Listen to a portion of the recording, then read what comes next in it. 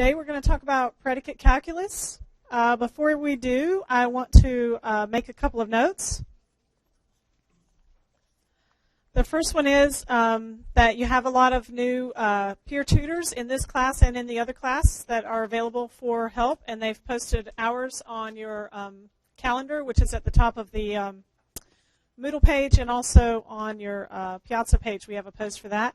And I just want to note for the peer tutors, please make a big sign, like maybe a plastic cup, and write 226 really big on it, or have a piece of paper next to you that says CSC 226 peer tutor or something, so when you're hanging out to help people, then they can actually figure out who you are. Because I've had some people go for office hours and they can't find who it is that's doing them. So if you're a peer tutor, make it obvious that you're a peer tutor. If you make a t-shirt, give us all the links so we can all buy them. Okay, if you want to be a peer tutor and you're not already, make a private post on Piazza. So please, some of you have been emailing me. Please don't use email. I check Piazza more than I check email. So post it there. And anything you want to tell me, actually post it for the entire instructors group. Unless you're telling me my zipper was unzipped, the TAs are going to help me with it. Don't make it just for me. Make it for the TAs so you'll get the fastest possible response. And so the way to do that is when you do your post, at the top it has 3 options for how many people can view. And the default option is everyone. Then there's group. And as soon as you click group, you'll only see 1 or 2 groups on there. Instructors is the first one that comes up. And the last one is individuals. And then you can pick a person. So it's actually faster to post to instructors, so do that. So I wanted to mention the answers to a couple of questions on Piazza's, or address a couple of things that people have brought up on Piazza. And I know that some people aren't really happy doing the labs, so I thought I would help with you. So I mentioned this in class before, but I'm going to mention it again, that on Justified Thought, it is a program that is seeing if you can match patterns. And as I've mentioned in class, you have to pay attention and match them exactly, because it's going to give you more problems if you don't. So pay attention. So here's an example. If you're given W implies W or A, that's the addition rule. Both these versions right here are both the addition rule. So they say if I know something, I can OR something else with it. But this one says I can OR it on the right. And this one says I can OR it on the left.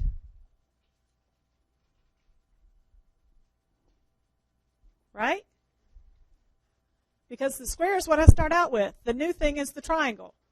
So the top one says I can OR the new thing on the right. The bottom one says I can OR the new thing on the left. That's what that says. So you have to check the right one. And if you don't, it will give you more problems, just exactly like this.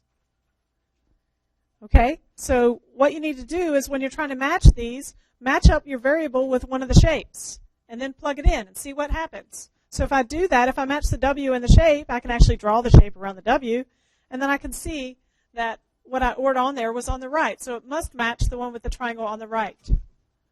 Okay, so be careful with that. It's not hard if you pay attention. If you don't pay attention, you get more problems. Okay, so on Deep Thought, several of you have asked questions about addition.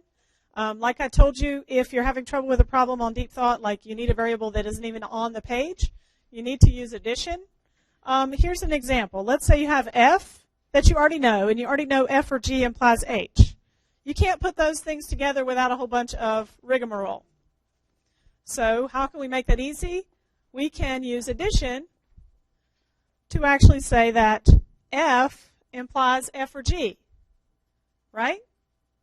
How do we do it? Well, I click on F, and then I click on the addition button, and then it's going to ask me, what do I want to add? The thing that you have to do is just type G. So just tell the thing that you want to come after the OR. So what the addition button will do, it'll put the OR, and it'll put whatever you type in the box. So don't type F or G, because then you'll get F or G. And don't type or G, because then you'll get F or G and probably an error. Okay? And both of those questions were answered on Piazza. So one thing that's happening is that not everybody is looking for whether somebody has had the same problem or not. So actually look and see if someone else has posted on the same question that you have a question about. One thing for deep thought is it actually randomly generates which letters it's going to use for the problem it gives you. So you might actually see that someone made a post and you're like, oh, that doesn't look like the problem I worked, even though they said it's the same problem number. That's because it will give them different letters. So it is actually the same problem, just have different letters on it.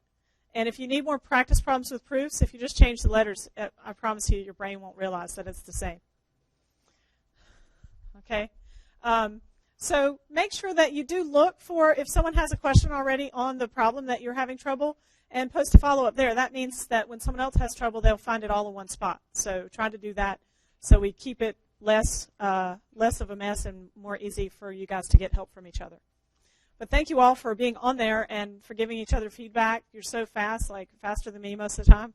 I'm like, oh, man, I missed. I wanted to get that one. So, and some of your TAs are having a lot of fun trying to keep beat each other with the response time. So thanks for being on there. If you haven't logged into Piazza and you don't know what I'm talking about, then you're missing out on everybody basically asking each other questions and telling each other how to do things. So you should get on there because you're missing out. Okay, one other issue is that, so there was a post this morning that was like, Lab 1 and 2, and the post said, this sucks. And, yeah, doing homework sucks. And I'm actually very fine with your feedback on Piazza. It does suck, actually, to have to match things exactly. That's why we make computers to do these things for us, okay? But I've been giving you hints on how to do these. There's lots of hints on Piazza on how to do the problems. And so anytime you have some feedback about the class, feel free to post it. You don't even have to make it anonymous because I don't read the names of anybody on Piazza unless I'm impressed with an answer that you give. So anyway, do always give me feedback about the class. I'll try to make it better.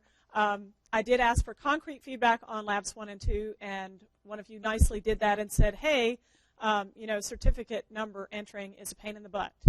Okay, my answer to that is you don't have to enter the certificates. Okay, all of our lab data is on external logs, and we go straight to the log files. Okay, the certificates is a backup, so you can also back it up by just taking a screenshot of your finished problem, save that on your computer, and then if for some reason I don't give you credit for doing the lab, you can say, here's my screenshot. But you just keep it. You don't have to turn it in. Like, here's the problem, though. You can't see your grade on WebAssign until we upload it, and we're not going to do that until next week. Now, there's a bonus to that. One bonus is the data log files keep track of what you're doing, so you don't have to. The detraction is that you can't see that it kept track of it, right? Until we upload it, you can't see that. That's why if you want to take a screenshot, you'll actually know that you have it, and you can back it up if we don't give you the credit, which I have never actually had somebody do something and we weren't able to give them the credit. But, for your own safety, if you want to do that, that'll be great. The other thing I was going to mention was, I forgot, so I'll see if I remember it later. Okay, so you don't actually have to enter the certificates. That was just when I first got those tutorials, that's what the other instructor does, but I actually go straight to the log files. So I don't care if you enter them. Yes. Yes. Yeah, we still have it even though you're logging on to the guest class. And if for some reason we don't have it, I just will drop that lab. So if the logs mess up, I'll drop the lab. Yes. You don't have to put anything in WebAssign at all. What'd you say? Yeah, the WebAssign is just a link to get to it. Same thing for all of the labs. So whatever it says, actually none of the rest of the labs ask for certificates or anything. So you just do the labs, and I'll check them. Please, please, please, please, please don't post and say, can you check and see if it has my data? Okay, I'm going to do it right before the test. And, if there has been a problem with yours, I'm going to be very reasonable, I promise. Yes.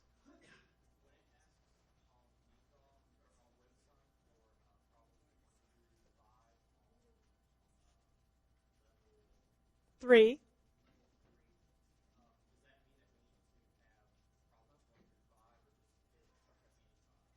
Oh, it means you need to do all of them. Don't do all 7. Just do problems 1 through 5. So just do the ones it asks. That's like as if I was giving you problems in your textbook and I said do problem 3, 7, 8, 9, 10.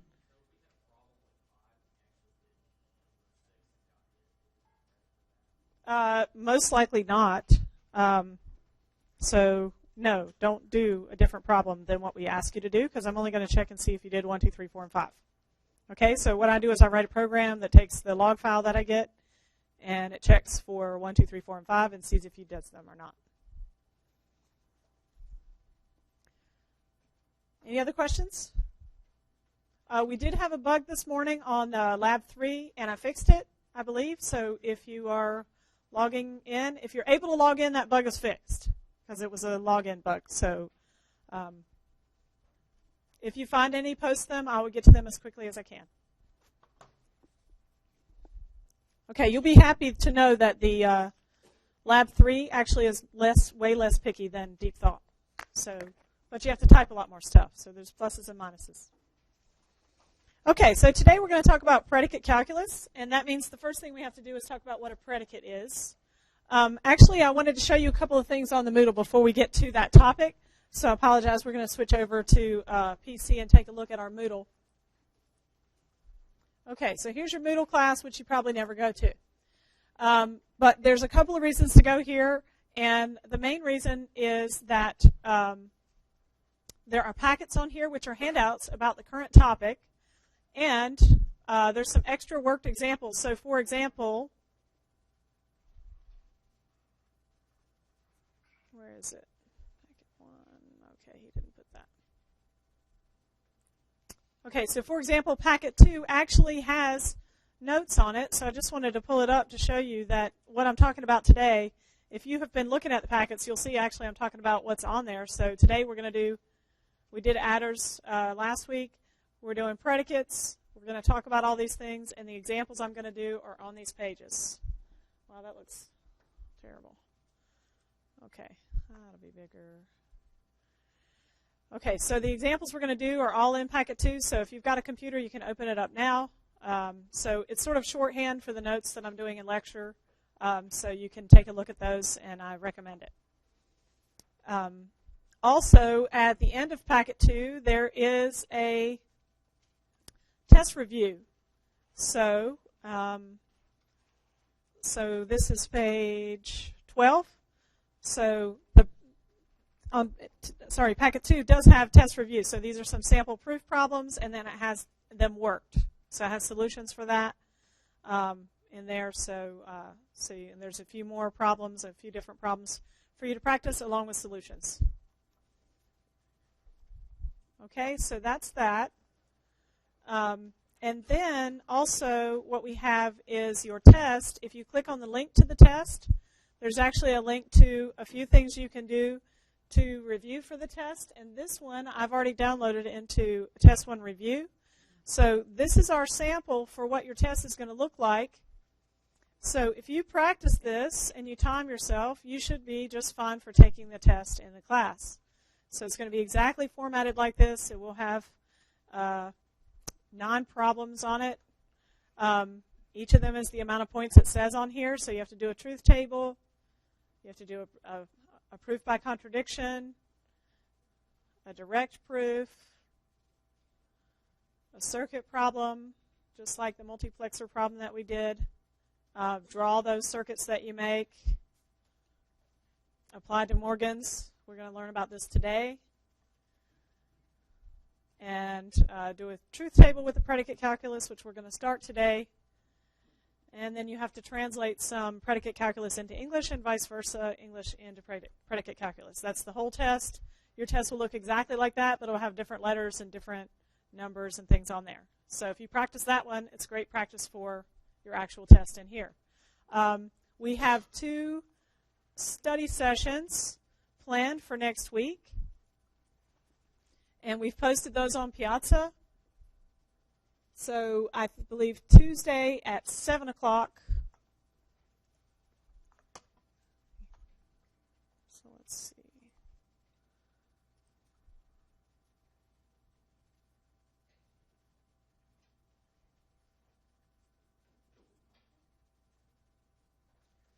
There it is. So we've made a poll on Piazza. That's not the one. These are my things that this is for my TA. There it is. Okay, so Tuesday from 7 to 8:30 and Wednesday from 5 to 6:30. So students from both classes will be invited to those. We've just made this a poll so you can let us know if you're planning to come to one of those times so that we can get in a big enough room for however many people show up. I will actually work over the practice test on Tuesday in class, but you'll have extra time to work with your TAs to do problems together and get help on Tuesday. You can also go to office hours. There's like a bazillion office hours, so please do that. But we've planned these 2 times, an hour and a half each, so you can go to those specifically to work on the test with other people.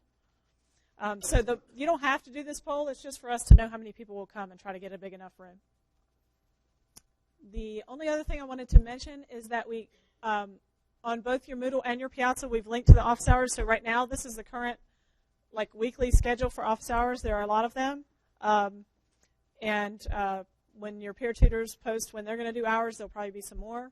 So if you're a peer tutor, we'd like, if you can see, there could be some weekend office hours if anybody feels like doing them on the weekend. And you can specify where you're holding them and that sort of thing. So just make sure you do that if you post office hours on the calendar. Any questions?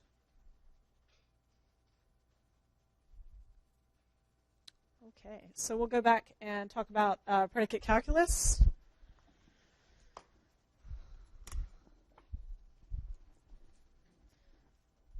All right, so a predicate, we mentioned before that a statement that actually depends on some other values can't be a proposition. We can turn it into a proposition if we notate it like a predicate and if we give a value to an input variable. So a predicate is a function that becomes a proposition whose output depends on an input variable. So for example, I have P of X, where X comes from some person in class. That would be my universe of discourse, so that's where I'm pulling my variable from. And P of X can be equal something like X drives a Porsche, and I'm trying to have the letter match with something in the sentence so I can remember it. Kind of like when we write programs, we like to have the variables actually have names that we can associate with things. So when we read them later, we'll know what they are. But right now, P of X is not a proposition, right? Because X is not an actual person. X is a placeholder for a person. So until I actually do what's called binding that variable to a value, P of X is not a proposition. It is a function whose output is true or false. So once I actually know what the input is, it can be a proposition. Right? So P of Dr. Barnes can be a proposition. Right? I'm a person in this class. I don't drive a Porsche, so P of Dr. Barnes is 0. Probably nobody in here does. Does anybody drive a Porsche? Even a borrowed one? That would be cool. Anyway, okay, so we actually know that no one in the class drives a Porsche, right? Is the statement that no one in the class drives a Porsche, is that a proposition?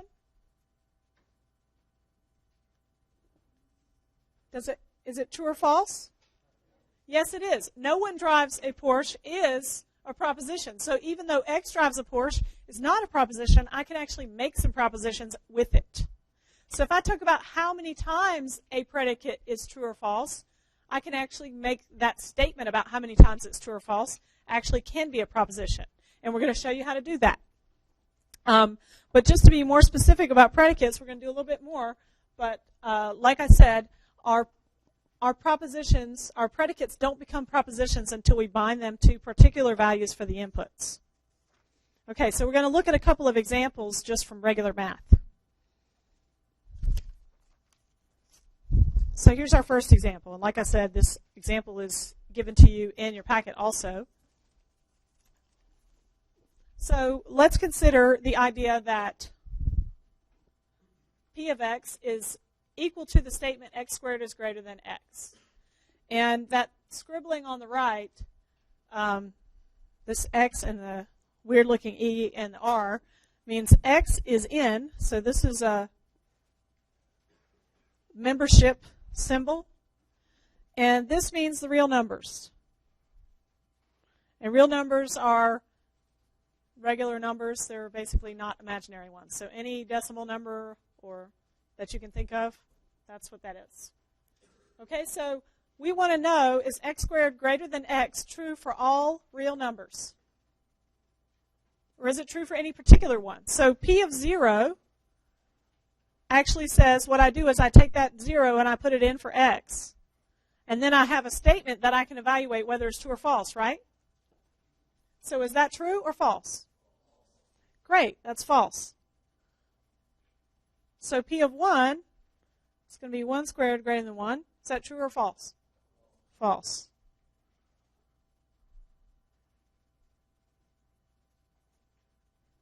Two squared greater than 2? True. Okay, so we've actually found out that this is sometimes false and sometimes true, right? So I actually have two different ways to write that. So this letter right here means there exists.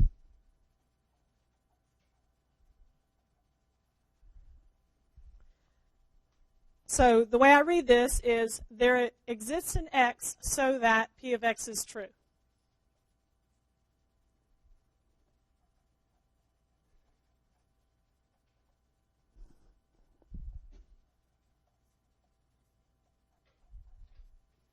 And I can plug in, so I can say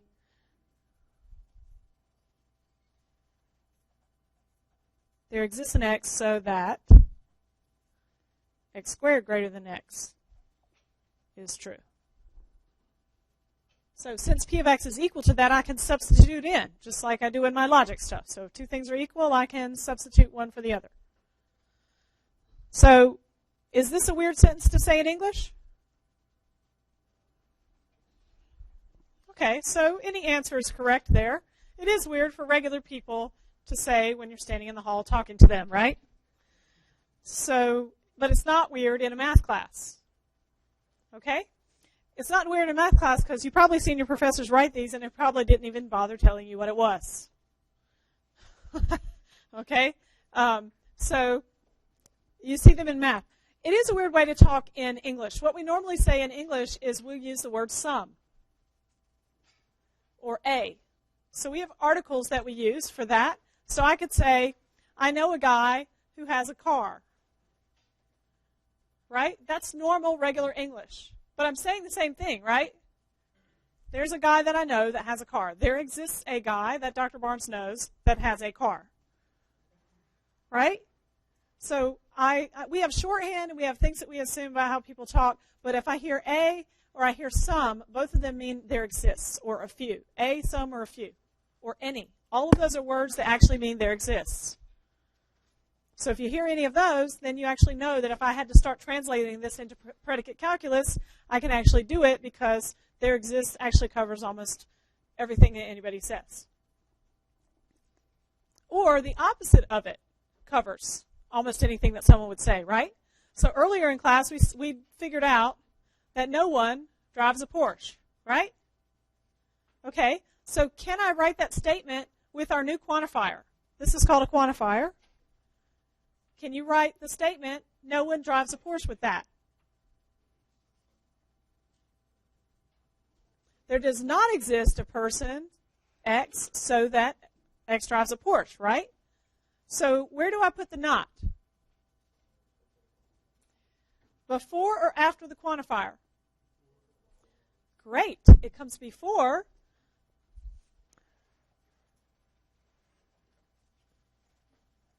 Okay, so this is, for our previous statement, that is, no one drives a Porsche. For our prior value, of P of X.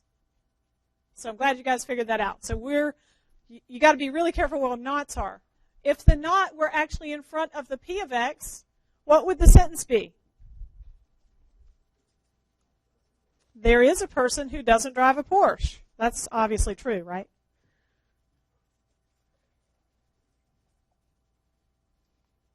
So how would I write it in regular English?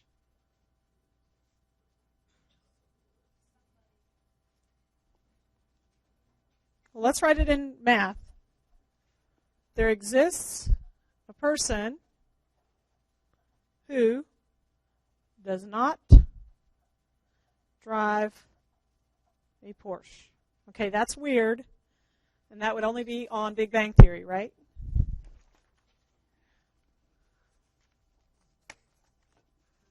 Oh, that was a delayed reaction. Okay.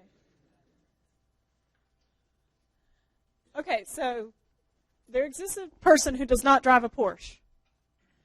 Now, if you were talking with people, you'd probably say, not everybody drives a Porsche. Right? That's much more likely for you to say. Like you're talking to somebody, blah, blah, blah, blah, blah, blah. You're like, not everybody drives a Porsche. You would totally hear that, right? Okay, so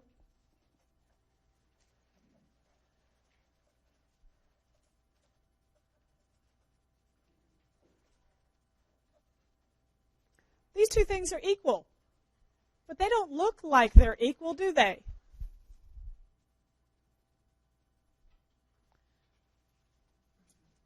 But there's a knot in there. And remember that tricky knots make things into lies, right? So the opposite of there is a person is not every person. So the opposite of there is not every. Or not any. So there is a person who does not drive. So if there exists in the not, then that's the same as not everyone. So we're going to look at that some more later. So I just want to introduce that into your brain. And then we're going to do some other math ones. And then we'll come back to the English. Okay, here's another example.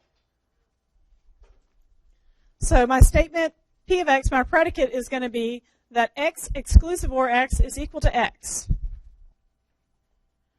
And x is going to come from 0, 1. So it's going to be a regular propositional variable like we have been.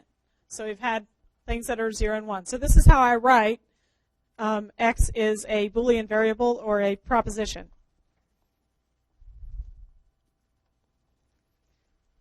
So how about P of 0? So what we do with that is we say 0 exclusive or 0 equals 0, and we're actually checking it because we don't know. This is a statement. We're plugging in a value, and we're going to see if it is true or false. So what is 0 exclusive or 0? It is 0. So this is actually true. So let's try P of 1. So we get 1 exclusive or 1, and we're going to check to see if it's equal to 1 or not. Because what we're doing is we're actually plugging in the 1 everywhere we see an x. So part of the process that I'm going to do when I check predicate values is actually to just copy my variable input value into everywhere I see that variable. Do not use your brain for that part. Just copy. Because if you start using your brain too soon, you'll mess up. So get it copied in there and then evaluate the statement. So separate the putting the values in from evaluating the statement. Right? So this is false, right? Because 1 exclusive or 1 is 0, and 0 does not equal 1. So again, we have another function that is sometimes true, sometimes false. So we actually do have a variable, x, that makes P of x true. The variable that makes it true is x equals 0, right?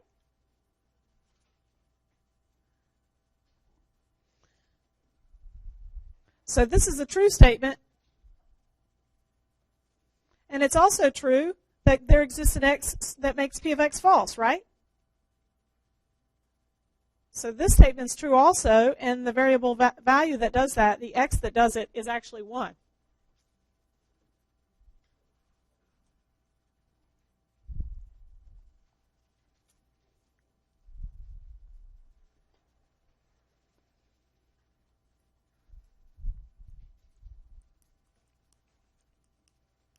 Any questions so far?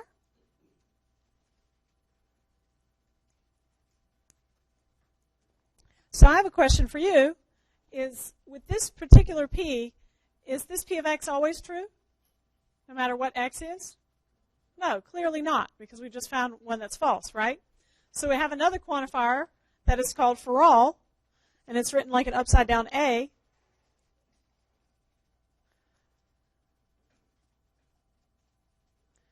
And this statement says for all x,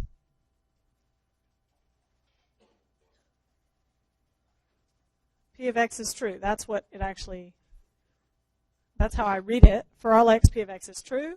Sorry. We'll move that up there. And this statement's actually false in this case, so this particular P of x where x exclusive or x is equal to x, for all x, P of x is false.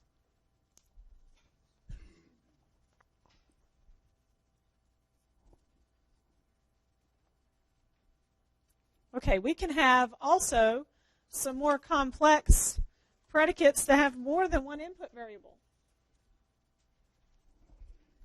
So for example, I can have a function that has two variables. So I've given you an x value and a y value, so I'd like you to plug those in and just write down the statement that results from Q32. So x equals 3, y equals 2. I want you to copy it down into the statement that Q stands for, x less than y and x squared less than y squared. And then I want you to tell me if it's true or false.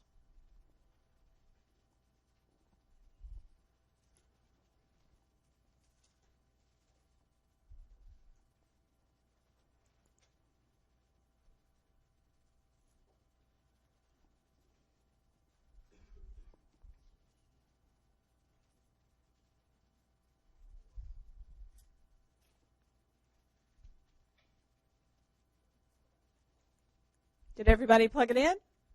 Check it with your neighbor and see if you got the same thing.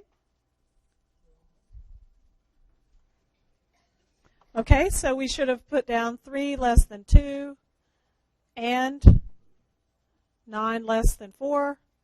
This is clearly false, right? Okay. Are there any values of x or y that would make this true? Which ones? 1 and 2. So let's do Q of 1, 2.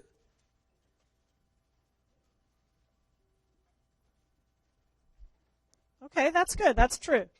So we know that it's not always true because we found one false, right? But we know it's sometimes true because we found one that was true. How did you find the one that was true? Yeah, you. With your brain. Okay. So, but that was not very specific. How do other people use their brains to find them?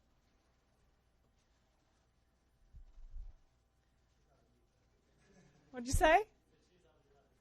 Not the teacher. Okay. How do you figure it out? Well, the truth of the matter is that we try stuff.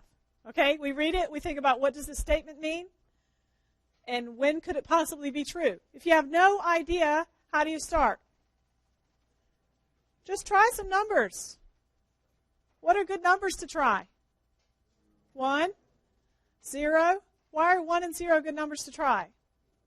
All math is easier. That's why they're good numbers to try. And also 0 is often a boundary case that breaks things, right? So the next thing to try is a negative number because that often also breaks things. So if you're looking at real numbers, that's what we're looking at here, not just binary. Try 0, 1, and minus 1. If we're looking at real numbers. And then if those are all working, then start trying some large numbers and then start trying some like fractions. And then if it's true all the time, try to think about whether, like all the examples you try and you still keep trying to stump the system, then think about whether you could actually claim that this was true all the time. How often do you think we run across statements that are true all the time? Very rarely, okay? Your math book is about the only place you're going to run across statements that are true all the time, okay? Because they've actually worked really hard to figure out which things are true all the time, and then they put them in a book so people can find them, okay? Because there's so many false things in the world, all right? So all your axioms, for example, for your proofs are things that are true all the time. And if you think about it, that's still relatively a short list of things that is true all the time. Okay, so most of the time, if we ask you something like for all x, for all y, q of x, y, you don't have to use your brain like our lovely friend did. You can say, probably not. Okay? You can verify it if you have a good idea of which things make it false. Okay? We can use multiple quantifiers because we have to have a quantifier with every single variable in order to bind it to enough values so we can tell if the predicate becomes true or false. Okay, so Q of xy here actually is not bound to a variable, is it? No, but the quantifier, what a quantifier does is it counts how many. So quantifier comes from quantify. That means we're counting how many input values make the output value true. So for all actually is like writing down a little and between all the possible values, all the possible input values. So if this were true, that means that every single x value in the entire universe of real numbers and every y value in the entire universe of y numbers makes Q of xy true. So I don't even want to start to write out what that actually means. It's a big and statement. So let me give you an example of what big and statement it is.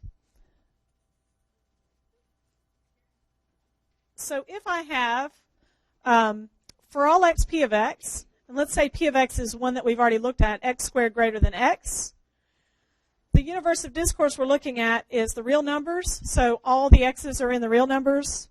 What this actually means, this is shorthand for writing p of 0 and p of 1 and p of 2 all the way up to p of 100 and so on, and we and it with all the negative numbers and also all the real numbers in between all those.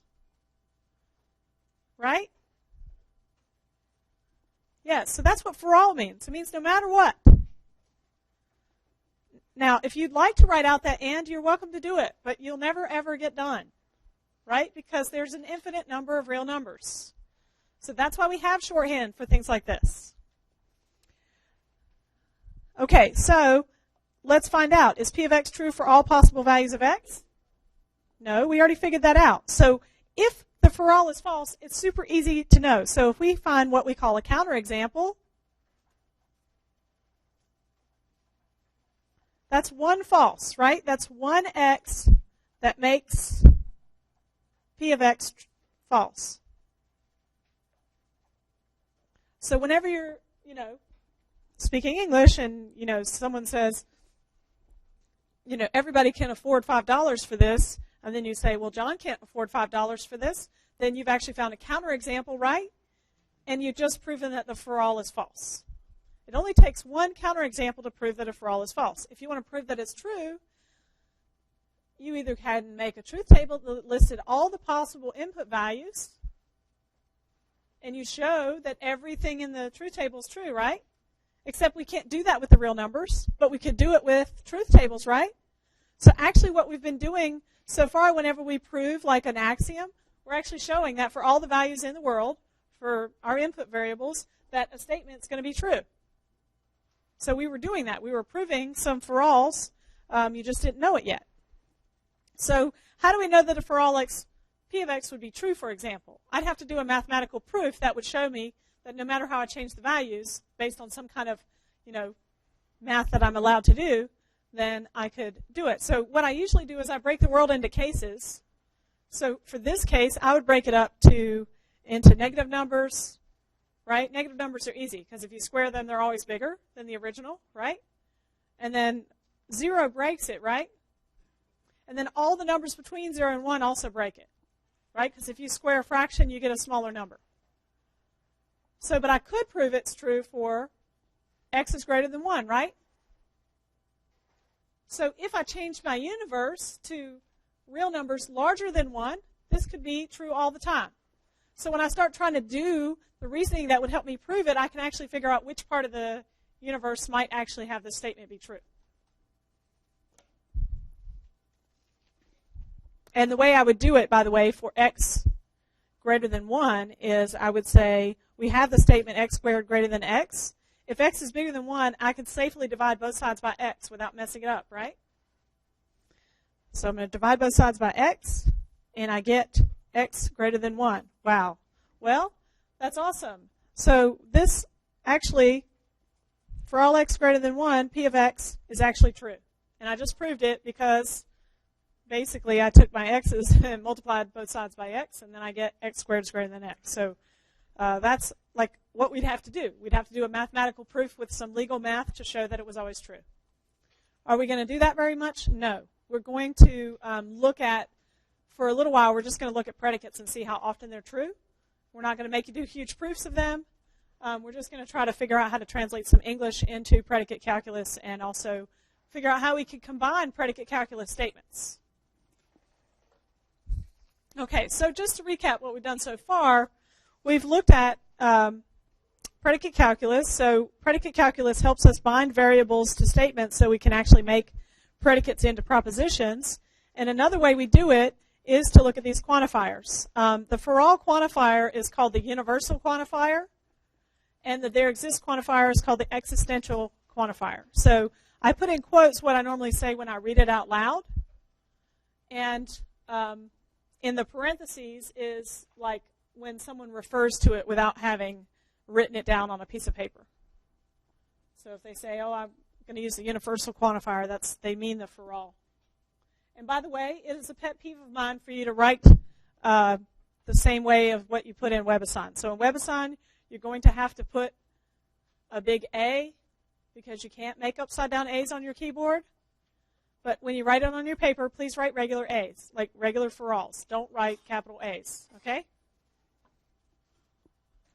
And don't write E's for there exists, because it's supposed to be backwards. Because that's what we use it for, because we use regular letters to represent variables, and we use backwards letters. We use these letters to represent the quantifiers. Remember that you're learning like 10 different languages in here. One of the languages is predicate calculus, and this is the way we write it. Thank you. Okay, so the quantifier is going to check over the universe of discourse to see how often a predicate is true. So we just talked about for all, and remember for all is like an and across the entire input space. So all the x values, I have to take p of 1, p of 2, p of 3, everything, and AND it all together, and that has to be true in order to get a true. So for all is like and there exists is like what? It's like or across the input space. So there exists x, p of x is actually going to look at all the possible values, and if any one of them is true, it'll be true. So for all acts like and across all the inputs, and there exists is an or across all the inputs. And the inputs are whatever variable comes after this. It's often going to be x, but it could be d or l or pumpkins. It doesn't matter. We can use squares, triangles, anything can be quantified, because we're going to treat it like an abstract variable position holder. Okay, let's do another example. Okay, so this is one of the statements we looked at before. P of x is x exclusive or x is equal to x. We already looked at that statement before. And x is a proposition. Its value is either 0 or 1. And we want to figure out for all x, p of x. We figured out it was false. But in general, what we're going to do when we're looking at a proposition and we're looking at a quantifier for the proposition is we make a truth table for all x, because then we should have all ones if it for all x is true, right?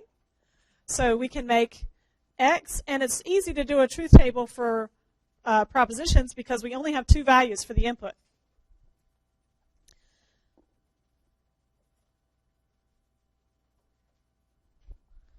Okay, so now I can make separate tables, and I can treat this equals just like I did the logical equivalence earlier when we did truth tables for that. So that's really what it means. Actually, since it's logic, we can do that. So x exclusive or x is going to give me 0 here. It's going to give me 1 there. I'm sorry, 1 exclusive or 1 gives me 0. And this is what gives me 0, 1. So that's true, and that's false. So this would have to be all ones for all x, p of x to be true.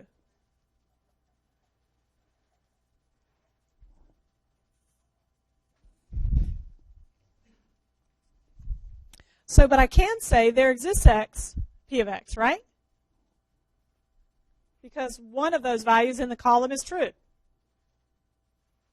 So when we talk about an and or an or for all, the for all is going to look across, and both of them are going to look across all the rows and see if the output value, if a for all is there, it's going to see if all the output values are 1, and if a there exists is there, it's just going to see if any of them are 1. So remember back to your first homework problem, you had to look at all the possible output values when you had 2 input values, right? All the possible output functions. So there was only one that satisfied for all x and y. It was true, right? And that was the tautology function, which was all ones. And there's only one where there exists x, p of x would have been false, p of xy would have been false, right? And that's the all zero function, the contradiction function. So there exists x is almost always, there exists is almost always going to be true, and for all is almost always going to be false. So just thinking about the space of things, just the probability is that. So just remembering that, remember that ORs are almost always ones and ANDs are almost always zeros. So both of those actually give you a little bit of insight about these quantifiers.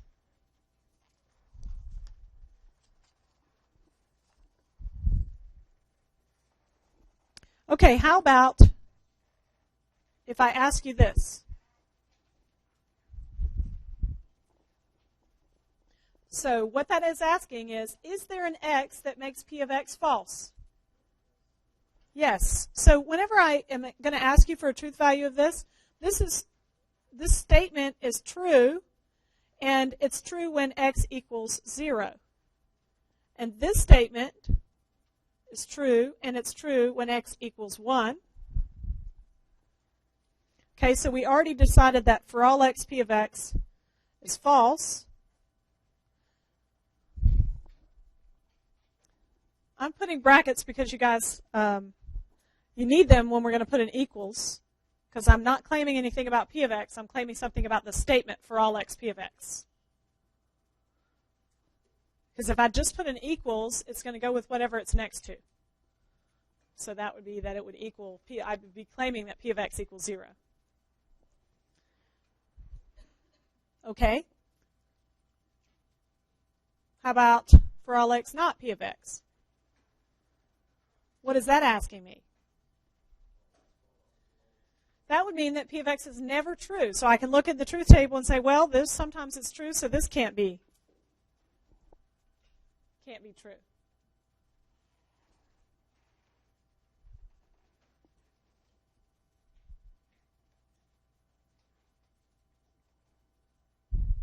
So how about not the quantity, there exists x, p of x?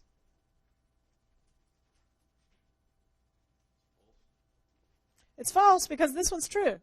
So the not on the outside just negates this. So if this is true, the opposite is false. So these two things are opposites. They're attached because they are basically the same thing. One's the not of the other one. But notice that the second and last rows don't have the same truth value, right? They got the same letters. So you need to be careful about where the nots are. Okay, so if we have a not next to the predicate, it's very different than having it next to the quantifier. Yes? What if you take the not outside of the brackets? It's the same. So whenever the not is right in front of the quantifier, it applies to everything that the quantifier applies to. So I'm going to ask you guys not to put brackets everywhere just because it's easier to read things with the fewest possible number of brackets. So you could write this like this. You can put as many brackets as you want, and it'll still be equivalent. But I use the minimum number. So a quantifier, by the way, always applies until you have another one, or you stop using the variables.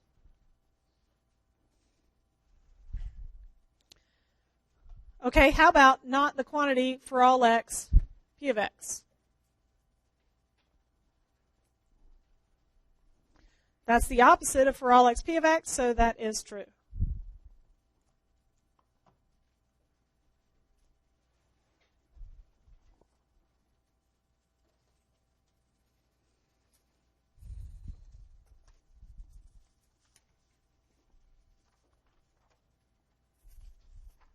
Okay, so since we're dealing with ands and ors, we ought to have De Morgans, right?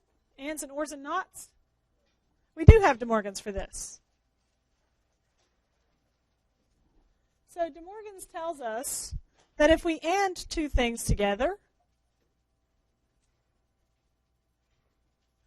and then we negate that AND, we get not P or not Q, right? So if we get AND the quantity P and, not the quantity P and Q, that's equal to not P or not Q. But remember that for all, XP of X is actually equal to, like, let's say, if X's come from 0 and 1, that's P of 0 and P of 1.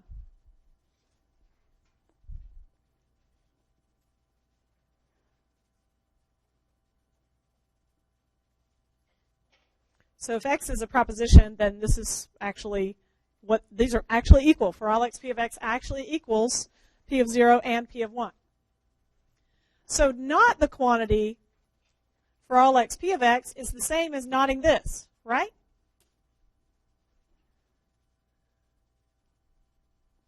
And then I can use regular De Morgan's with that. Regular De Morgan says that that's equal to not P of 0 or not P of 1, right?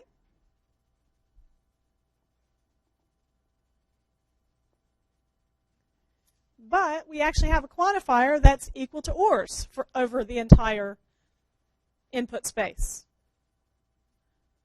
So this thing that's getting ORed together is not P of X, and there exists because I have an OR.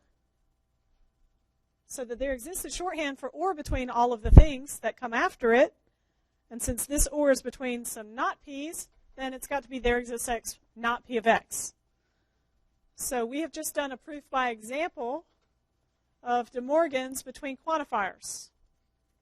So I say proof by example because this doesn't prove everything, right? I've only proved it for domains where the X is a proposition. We're going to do later some proofs that are how you could prove this forever, but I'm just going to tell you that it's always true. So if I negate A for all, it's the same as changing the for all into a there exists and negating the inside.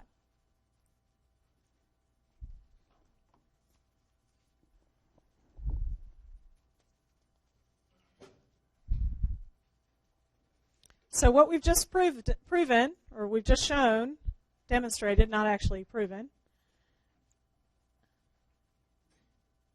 is that we can move the knots, but when we do, they flip the quantifier. And it's exactly like De Morgan's for our ands and ors. We can move our knots around, but they flip the variables and they flip the operators.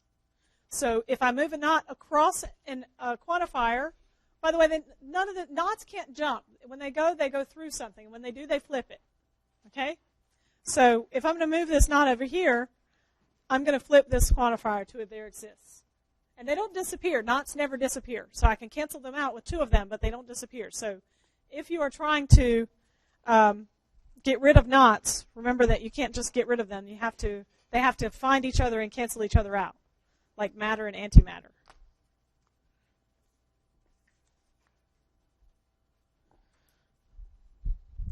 Okay, so likewise, I could do the same thing. I could negate both sides of this, right? And then I have another true statement. By the way, these are logically equivalent. So not for all X. So that's for all X, P of X.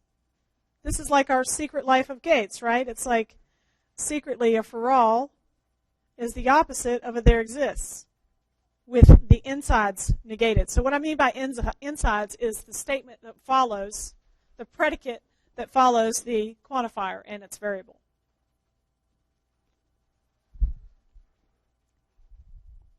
Okay, so this not applies to the entire statement because the there exists applies to the entire statement. So as I said before, the scope of the quantifier is until I have another one. So, or until I have an operator and then another quantifier. So that is De Morgan's for quantifiers. If I negate a statement that is quantified, I have to flip the quantifier and flip the value of the predicate inside. So that's actually why we had that there exists, a person that doesn't drive a Porsche is the same as not everybody drives a Porsche. So let's go back to that. So we had there exists X not P of X. But if we want to move the not to the outside, then we have to flip the quantifier. So this first one was, there's someone who does not drive a Porsche, right? And the second one is, not everyone drives a Porsche. The second one is easier for us to say in English, because this is easy to say in English, right? And there's no nots in there. Everyone drives a Porsche is easy to say, and it's really easy to put a not in front of that, right?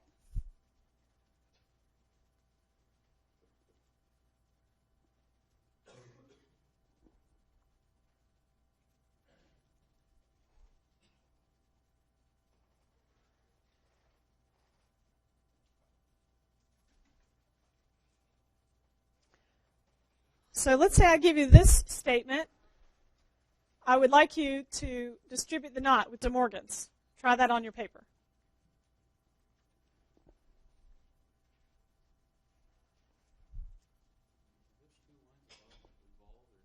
No, that's just, now we're on a new problem. Sorry.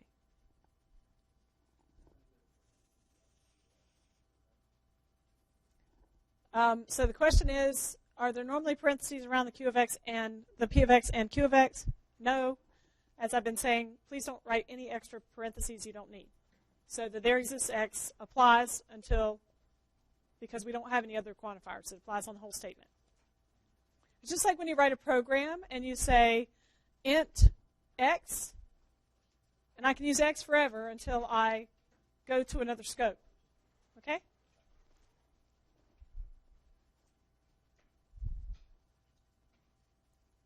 So doing a there exists X on the paper is very much like saying X equals 1 in a program.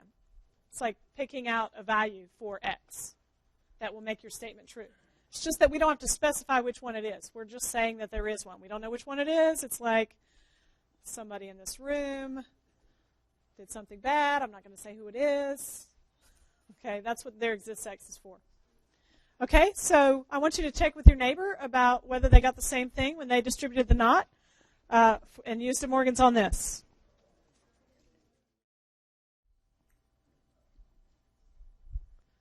Okay, so we're just going to try to make an equivalent statement that has a not first.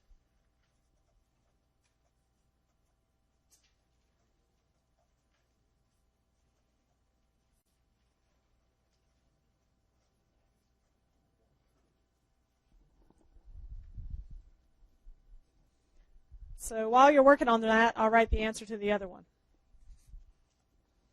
which I hope everybody got.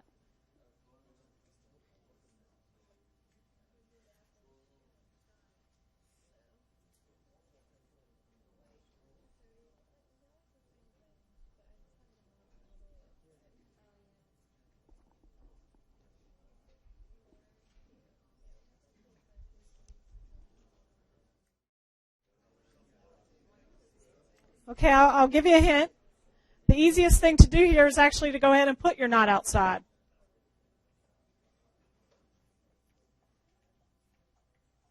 And then what do? Apply one of the nots to the inside. I can double negate anything I want, anytime I want. All the time. Yes.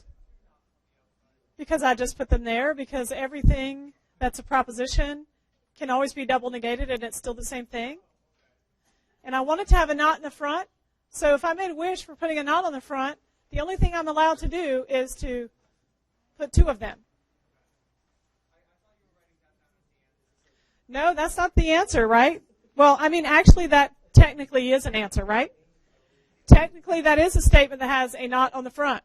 So that is a great point. So I didn't specify my problem good enough. I only want one on the front, though. So that means I want you to distribute the second one. So try that. Okay, make sure you're checking with your neighbors, see if they got the same thing. I'm going to write what I get here.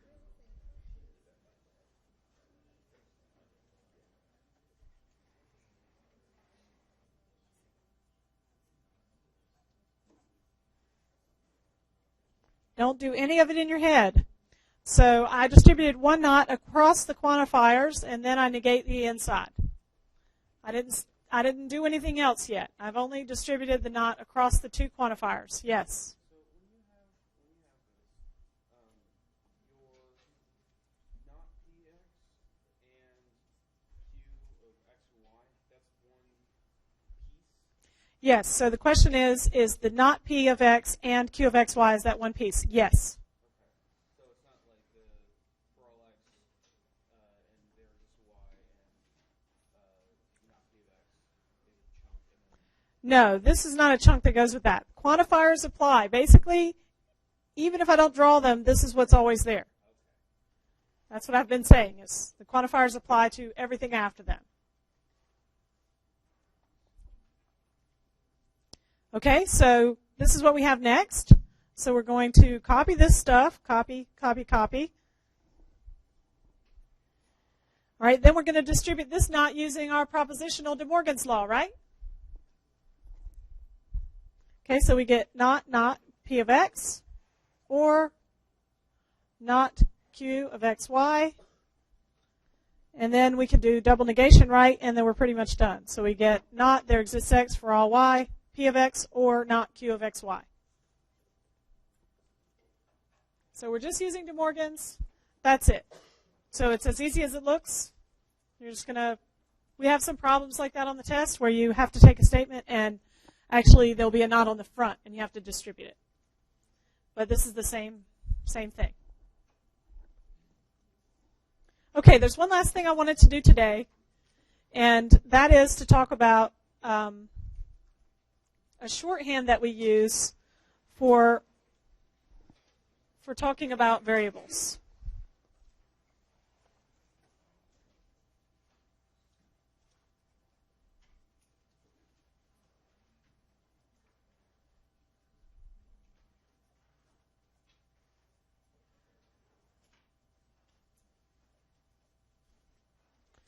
And this is just something we use in this class to do truth tables and write down what we know. So there exists x and for all x are propositions, and they are talking about how often something like p of x is true. So I'm going to use this shorthand to help me figure out truth values.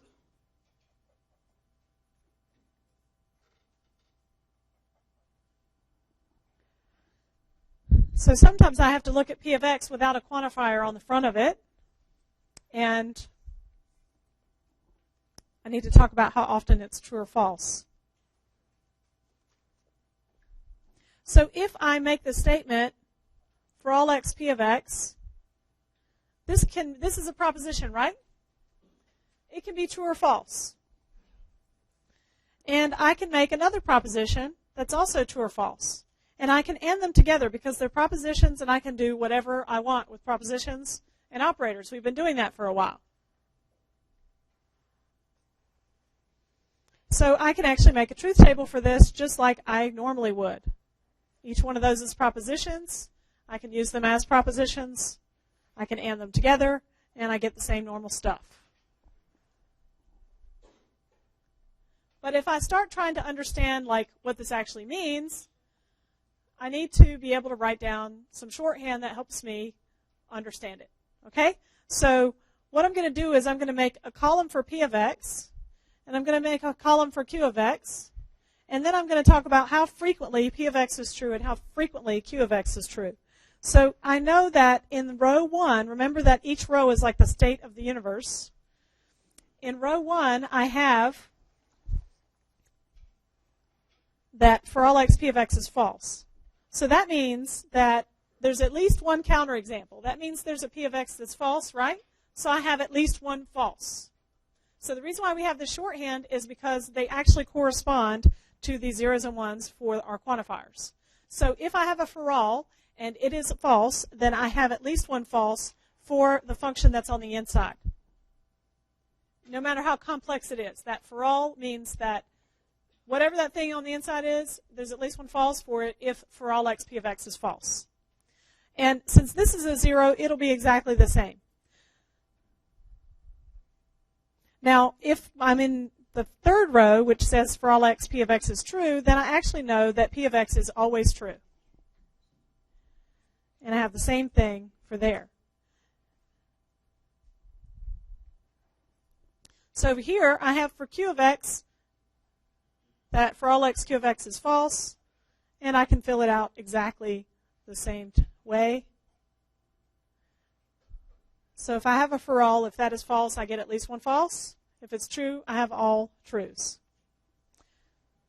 So what we might want to use this for is to look at something like for all x, p of x, and q of x.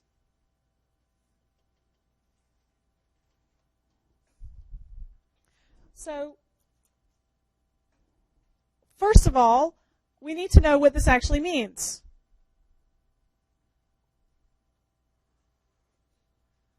So if I'm seeing if these two things are equal, I want to actually show that these are logically equivalent. Then I need to know how often p of x and q of x is. So what's the difference between what's on the left and what's on the right? What's the difference between for all x, p of x and for all x, q of x and for all x, p of x and q of x?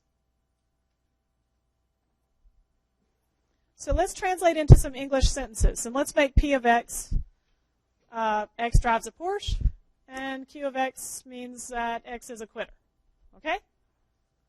So if I say everyone drives a Porsche, if that's true, and everyone's a quitter, is it true that everyone is a person who drives a Porsche and is a quitter? Yes, it does. But what I've actually done is over here, I only have one variable. So when I'm talking about p of x right here, I have to be talking about the same person here. So p of x and q of x with the same quantifier actually means that these x's have to be the same all the time. And that means I'm talking about this Porsche driving person as a quitter. Okay? Over here, these Porsche people can be different than these quitter people, right? Because these are different quantifiers. So even though it's the same letter, these x's and those x's don't have anything to do with each other, but these do. Yes. Yes, yes, you can. You can, but you can't over here. So over here I have to, right? So these can be different domains. So the question was, can I use x's from different universes? Yes, I can. And I can or and add these together as any way I want if they're separate. If they're not, then I have to somehow make the universe the same, right? So I'd have to restrict the universe on both sides to even talk about what this statement means. Okay? So what I do is I use this shorthand, assuming that my domain is the same on the left and the right. I'm going to use the shorthand to figure out how often this p of x and q of x is true. So if I and, so right here, I'm actually going to and the p of x with the q of x. So there's a way to do it, but it's not straightforward, right? Because these aren't actually propositions. So, but remember that ands preserve falses, okay? So if I and two of these frequency things together, I'm going to save the most falses that I can. So if I and at least one false with at least one false, how many falses do I have? At least one, right? So for this p of x and q of x, I'm going to have an at least one false. And the same thing's going to happen in every row except for what? The last one. I'm going to have p of x is always true and q of x is always true. That means no matter what I plug in, I get a true. And a true and with a true always gives me true. So I'm going to get an all true if I and those together. So we're going to talk about those some more next time, but just remember now we're going to look at this quantifier and say, oh, that's at least one false. So for the for all quantifier, that gives me zeros, and for all true, it gives me a 1. And we'll see you next time.